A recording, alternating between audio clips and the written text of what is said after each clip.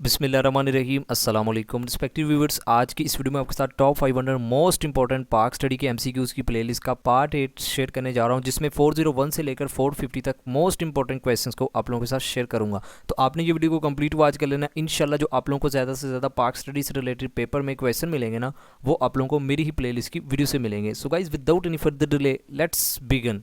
तो 401 से हम स्टार्ट कर रहे हैं। इससे पहले मैं 7 पार्ट्स अपने चैनल पर ऑलरेडी अपलोड कर चुका हूँ। अगर आपने वो 7 पार्ट्स नहीं ना देखे, मैंने सेपरेट से प्लेलिस्ट बनाई हुई है, वो भी आपने लाजमी वाच कर लें। एक चीज़ और नोट कीजिएगा, आपने लास्ट पर सिक्योरिंग मार्क्स लाजमी बताने हैं। इससे ये होगा कि आपकी साथ साथ प्रैक्टिस भी हो जाएगी। ठीक है, तो पहला हमारा क्वेश्चन है, national police academy is located at. तो नेशनल पुलिस अकेडमी, ये तो आजकल काफ़ी ज़्यादा कि इसका तस्करा भी हो रहा है कि हमारे इलेक्ट्रॉनिक मीडिया पर। तो मैं उम्मीद करता हूँ काफ़ी कैंडिडेट्स को पता होगा, इस्लामाबाद में। Option C is the right answer. Again ये बात शेयर कर रहा हूँ, आपने सुकून के साथ वीडियो को एंजॉय करना है और आखिर पर आपने सिक्योरिंग मार्क्स लाजमी बताने हैं। नेक्स्ट क्वेश्चन है, Lahore resolution was passed on. देखिए क्वेश्चन तो बहुत इजी है, लेकिन ये पास पेपर में कई बार क्वेश्चन पूछा गया है। तो मैं उम्मीद करता हूँ काफ़ी कैंडिडेट्स को पता होगा, 23 मार्च 1940 को। ठीक है, एक और मीन के 2-3 क्वेश्चन बनते हैं। लाहौर रेजोल्यूशन आप सभी को पता नहीं, जिसे पाकिस्तान रेजोल्यूशन भी कहते हैं। इसका दूसरा नाम भी मीन के क्वेश्चन एग्जामिनर ने पूछा हुआ है।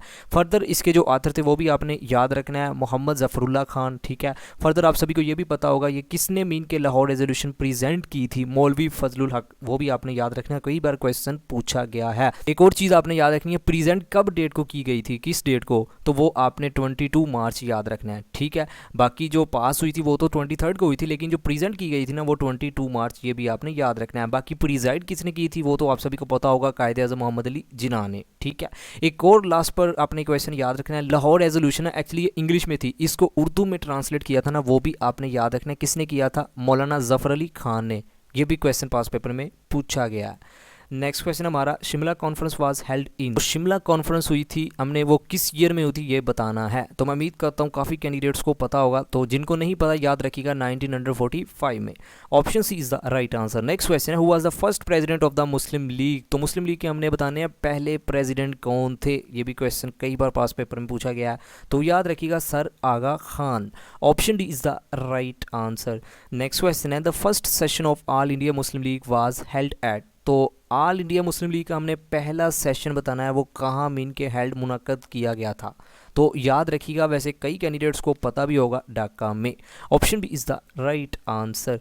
नेक्स्ट क्वेश्चन है, the Quaid-e Azam became dash of Pakistan. Quaid-e Azam बने थे, क्या बने थे, president, prime minister, governor general. ये जनरल भी आप मीन के, इसको ना मैंने इसकी मीन के मेरे से मिस्टेक होगी, चीफ मिनिस्टर। तो मैं उम्मीद करता हूँ आप सभी को पता होगा कायदे आज़म, गवर्नर जनरल। और पाकिस्तान के जो पहले गवर्नर जनरल आप सभी को पता होगा, वो गवर्नर जनरल तो कौन थे, कायदे आज़म थे। ठीक है, तो यही क्वेश्चन में पूछ रहा है कि कायदे आज़म रह चुके हैं वो गवर्नर जनरल। ठीक है, नेक्स्ट क्वेश्चन है, dash was the founder of two nation theory. तो टू नेशन थ्योरी के फाउंडर मैं उम्मीद करता हूँ काफ़ी कैंडिडेट्स को पता होगा, वो थे सर सैयद अहमद खान।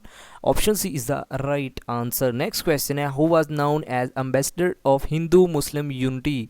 तो एम्बेसडर कौन जाने जाते थे हिंदू मुस्लिम यूनिटी के, अल्लामा इकबाल, कायदे आज़म सर सैयद अहमद खान, कायदे आज़म। ये सॉरी वैसे रिपीट हो चुका है, तो मैं उम्मीद करता हूँ काफ़ी कैंडिडेट्स को पता होगा, वो थे कायदे आज़म। मीन के ये जाने जाते थे ambassador of Hindu Muslim unity के। Option D is the right answer. Next question है, हु वाज कायरल रेडक्लिफ। तो कायरल रेडक्लिफ कौन थे, हमने पेशे के अकॉर्डिंग बताना है। तो डॉक्टर थे, प्रोफेसर थे, जज थे, लॉयर थे। तो जिन कैंडिडेट्स को भी ऑलरेडी क्वेश्चंस के आंसर आ रहे हैं ना, तो आपने लास्ट पर लाजमी सिक्योरिंग मार्क्स बताने हैं। ठीक है, तो ये एक लॉयर थे, जिन कैंडिडेट्स को नहीं पता आपने याद रखना है।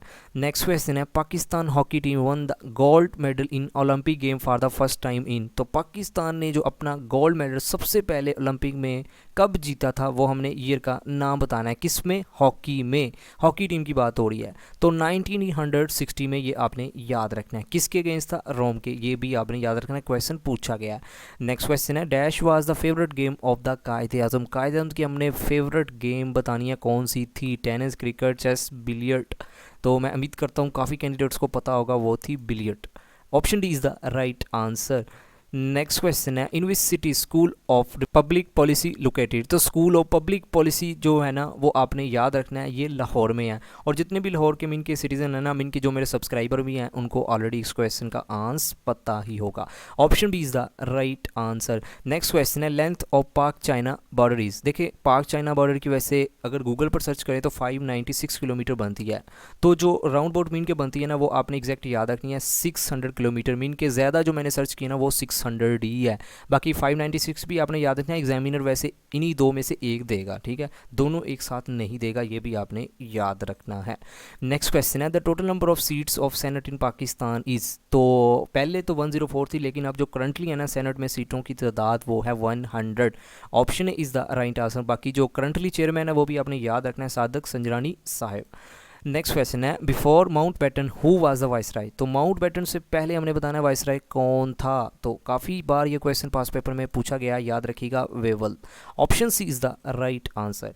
नेक्स्ट क्वेश्चन है, the Cripps mission came to India in. तो क्रिप्स मिशन जो थे वो कब आए थे इंडिया में? 1942 में। मैं उम्मीद करता हूँ काफ़ी कैंडिडेट्स को पता ही होगा इस क्वेश्चन का आंसर। नेक्स्ट क्वेश्चन है, Agartala conspiracy case open in. तो देखिए अगरतला केस ये आप मोस्टली कैंडिडेट्स को हो सकता है कि ना पता हो, मैं थोड़ा सा ब्रीफली आपको बता भी देता हूँ। एक्चुअली जब 1965 में पाकिस्तान और इंडिया की जंग हो रही थी ना, तो उसी जंग के मीन के दौरान ही जो हमारे मशरकी पाकिस्तान में सियासी पार्टी थी जिसका नाम था अवामी मुस्लिम लीग, उसके जो सरबराह थे ना जिसका नाम था शेख मुजीबुर रहमान, तो वो जंग के दौरान ही इंडिया चले गए अपने कुछ मीन के पार्टनर्स को लेकर। तो जाकर उन्होंने ना जो पाकिस्तान का जो मशरकी हिस्सा मीन के जो अब बांग्लादेश कहलाता है, इन्होंने ना वहाँ जाकर इंडिया के साथ ना मीन के प्लानिंग की कि इसको बांग्लादेश कन्वर्ट कर दिया जाए, मीन के मशरकी पाकिस्तान को अलहदा करके बांग्लादेश बना दिया जाए। तो जब बाद में मीन के पता चला पाकिस्तान की जो खुफिया एजेंसी लाइक जो ISI, ठीक, तो जब इन्होंने अपनी तरफ से मीन के पूरी छानबीन की तो इनको पता चल गया कि सच में पाकिस्तान की तरफ से, मशरकी पाकिस्तान की तरफ से शेख मुजीबुर रहमान कुछ बंदों के साथ इंडिया में जाकर इन्होंने ना मीन के खुफिया कोई प्लानिंग की है। तो बाद में क्या हुआ फिर, जब ये मीन के पाकिस्तान में आए शेख मुजीबुर रहमान, हालात पाकिस्तान में मीन के कोई इतने अच्छे नहीं थे। फिर ISI ने एक रिपोर्ट बनाकर ना मीन के पाकिस्तान की जो मरकज़ी गवर्नमेंट थी उनको दी कि शेख मुजीबुर रहमान इन्होंने जाकर पाकिस्तान तोड़ने की वहाँ साजिश की है। इसी केस को फाइल करते करते जो पाकिस्तान की गवर्नमेंट थी उसको भी तकरीबन 1 साल का अरसा लग गया। एक्चुअली हालात बहुत मीन के नासाजगार थे, अवाम की तरफ से भी काफ़ी ज़्यादा प्रेशर था। फिर बाद में क्या हुआ कि 1968 में जो शेख मुजीबुर रहमान थे, फर्दर इनके साथ जो कुछ साथी थे, उनको ना गिरफ़्तार कर लिया गया। तो अभी वैसे 1 साल ही मीन के गुजरा था, अवाम का बहुत ज़्यादा मीन के प्रेशर था। पाकिस्तान के उस वक्त के प्रेसिडेंट थे ना जिसका नाम था जनरल अयूब खान, तो उन्होंने क्या किया 1969 में ना इनको मीन के रहा कर दिया। वैसे ये अगरतला है तो इंडिया का सिटी, ठीक है, जहाँ जाकर मीन के शेख मुजीबुर रहमान ने जाकर खुफिया मीन के प्लानिंग की थी। बाद में फिर जो जनरल अयूब खान थे उन्होंने ना इनको रिहा कर दिया हुआ। ये वैसे एक सेपरेट वीडियो में डिटेल के साथ मीन के अगर पॉसिबल हुआ तो आप लोगों के साथ शेयर करूँगा। तो क्वेश्चन में यही पूछ रहा है, ये जो अगरतला कॉन्स्पिरेसी केस था ना मीन की, ये कब ओपन हुआ था? तो ये 1968 में ओपन हुआ था, मीन के फाइल किया गया था। फर्दर 1969 में इसको मीन के ख़त्म कर दिया गया था। जैसे मैंने आपको बताया ना, जनरल अयूब खान ने मीन के मंसूख करने के बाद रिहा कर दिया गया था, ठीक है। तो बस ये आपने ड्यूरेशन याद रखनी है। तो मैं उम्मीद करता हूँ आपको थोड़ा सा ब्रीफली आइडिया हो चुका होगा। तो ऑप्शन हमारा ए राइट आंसर बनता है। नेक्स्ट क्वेश्चन है, ओगरा इज़ रिलेटेड टू। तो ओगरा आप सभी को पता है ना, oil and gas regulatory authority mean के पाकिस्तान में है। तो मीन के ये रिलेट करती है किसको? ऑयल एंड गैस को। यही क्वेश्चन में पूछा जा रहा है। तो वैसे क्वेश्चन भी पाकिस्तान के स्टडी के पार्ट में पूछे जाते हैं। नेक्स्ट है, Zulfikar Ali Bhutto introduced land reforms and reduce the land holding limit to 150 acres to for irrigated land and 30 acres for barani land in. देखिए जुल्फ़िकार अली भुट्टो ने ना 1972 में मीन के ना इंट्रोड्यूस करवाया था, कुछ रिफॉर्म्स थी लैंड के वाले। तो उसकी जो लिमिट है ना वो भी आपने याद रखना है, 150 एकड़ से लेकर 30 एकर्स तक। ये भी क्वेश्चन में पूछा गया। क्वेश्चन में यही पूछ रहा है कि जुल्फ़िकार अली भुट्टो ने ये जो लैंड रिफॉर्म्स मीन के इंट्रोड्यूस करवाई थी ना, वो कब करवाई थी? 1972 में। ये आपने याद रखना है। नेक्स्ट क्वेश्चन है, state bank of Pakistan was established in. तो स्टेट बैंक ऑफ पाकिस्तान कब मीन के बना था? मैं उम्मीद करता हूँ काफ़ी कैंडिडेट्स को पता होगा, 1948 में। Option B is the right answer. Next question है, when was Quaid-e-Azam elected as the president of the first constitution assembly. तो कब मीन के इलेक्ट हुए थे कायद-ए-आज़म मोहम्मद अली जनाब? पहली जो मीन की असम्बली थी ना, आइन साज असम्बली, वो आपने डेट याद रखनी है, डेट भी याद रखनी है, ईयर भी याद रखना है, 11 अगस्त 1947 को। Option A is the right answer. Next question है, in the context of Pakistan political and judicial history what does PCO stands for. तो पाकिस्तान की जो जुडिशल हिस्ट्री में पीसीओ हमने बताना है ये क्या मीन के इसका एब्रीवेशन बनता है।